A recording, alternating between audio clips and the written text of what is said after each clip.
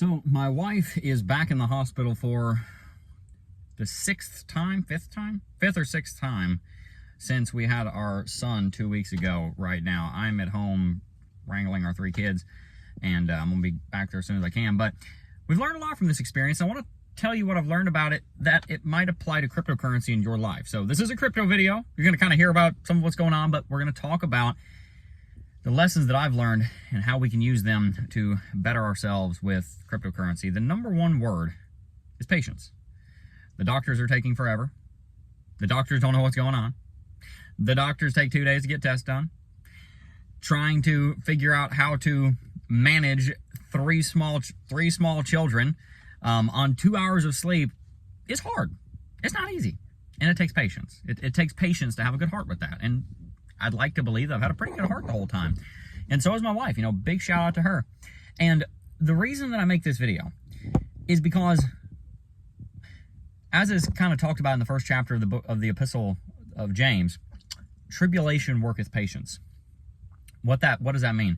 When hardship comes, we get to view it in one of two ways. We either get to view it as something to complain about, as bad, or we get to view it as an opportunity. So here's the thing. Every time a trial comes, and again, this is about crypto. I'm going to show you how in a second. Every time a trial comes, a trial is normally two things at once. It is normally bad. You know, categorically, the health complications and the symptoms that my wife has are bad. They are. They just are. They're miserable. The poor lady's got a brutal headache, right? Like, worst headache you've ever had in your entire life. She's trying to figure out if she needs a spinal tap right now, right? They're trying to get her up to neurology. So it is bad. Like, no doubt about it, that pain is bad. But there's another component of a trial that we get to focus on, and that is the opportunity. Every trial normally comes with something that's bad and something that is an opportunity. And so the difference between a mature individual and an immature individual is which side of the trial they choose to focus on.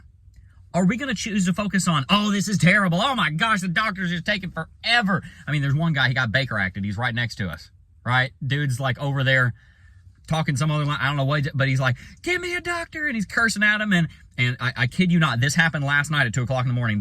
The guy in the bed, just a couple rooms over, is saying, I'm cold, it's so cold in here.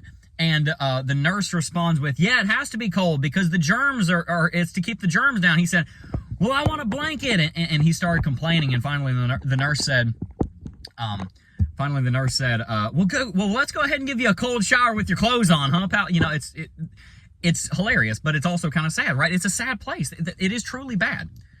But again, we get to, in maturity, look at not the bad, but the opportunity. And so what we have done, my wife and I have chosen to do, is to look at this trial over the last 2 weeks while acknowledging that it's bad, although things are improving, and she does seem to be on the up and up, just, you know, praise report there. We have chosen not to focus on it being bad, even though it is, and we recognize that. We have chosen to focus on the fact that it's an opportunity for us to grow in our faith, to grow in our patience. It's been an opportunity for me to preach the gospel to hundreds of people, at least dozens of people in the hospital. I walked through the hospital singing praise and worship. I've directly preached the gospel to several people. I've been able to minister to people because of the opportunity that we have in the hospital. And so when we focus on the opportunity to grow in our patience or grow in our faith or do whatever, then we start realizing there's opportunities all over the place that this hardship has brought us. And again, that does not mean that what she's going through is good, but it does mean what she's going through has presented an opportunity for us to grow. And so in cryptocurrency, the same lesson can be applied. When the market is going down, if you're in a long trade, that is just bad. I think we can agree that that's just bad. That's not what you want because you're trying to make money. Now, you can talk about, hey, I can buy the dip. Of course, that's all great. But if your portfolio is going down, it feels bad. Or if you make a bad trade, it doesn't feel good. It feels terrible. Or let's say you get caught up in a Ponzi scheme. It feels bad. Let's say you did what I did and you made a few $1 million and you had no idea how to manage it and you blew it all, not on fancy, flashy crap, but on mismanagement of it. You know, we're doing great financially now, which is why this is so easy for me to take off 2 weeks if I need to do. But, you know, for a long time there, I was like, man, I'm being stupid. Man, that's bad. I'm dumb. I'm freaking stupid with money in my own spirit, right? I tell you guys all the time, I've been done with more money than most of you guys have ever seen in your entire life. I've been done with 2 commas on it, 7 figures, man. I'm not anymore. I'm really freaking good at it now, to be honest with you, but I was terrible at it. But there's an opportunity in failure. There's an opportunity in the bad.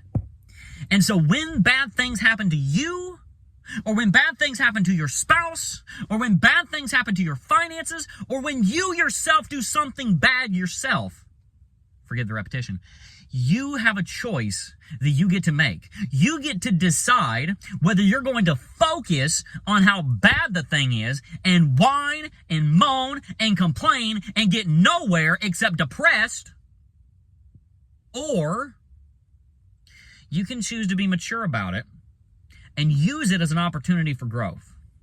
And that's what we've chosen, and we've both grown dramatically in the last 2 weeks through this challenge. And we have been blessed because of that.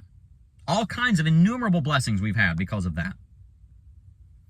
And when you do the same thing in crypto or any other part of your life, when you see challenges and you don't focus on them as being something bad, even though they are, it's okay to acknowledge that. I'm not saying you need to lie to yourself.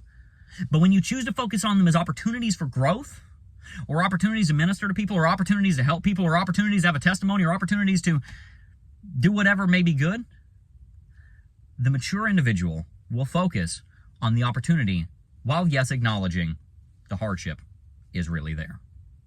And so, to make this all very, very topical, with Bitcoin having just gone through this giant crash, day before our son was born on the 4th, down to $49,000, now it's trading sideways, we have a choice to make. We can focus on the fact that, Bitcoin's down 15, whatever the number is, 15, 20% from all-time high. We can focus on the fact that, oh man, the ETF didn't launch, Ethereum ETF launched, didn't do much. We can focus on the fact that, if Kamala wins, she wants to give Gary Gensler a promotion to Secretary of the Treasury, right? We can focus on these things that would be bad. And we should acknowledge that they're bad. But what will actually lead to us having better results in our life, what will actually lead to us becoming millionaires, financially, but also a metaphorical millionaire relationally, spiritually, on a family sense, personal development-wise, health-wise, being a metaphorical millionaire in all those areas, is by having a growth mindset. And when challenges come, just as James taught in the 1st chapter of the Epistle of James in the New Testament of the Holy Bible, tribulation worketh patience. And so let patience have its full effect, that you would be complete and entire and wanting nothing, is the full context. Let patience have its full work, that you would grow into exactly who you need to be. And I think it's no coincidence that as I speak this video, I can see myself in the viewfinder. Peace.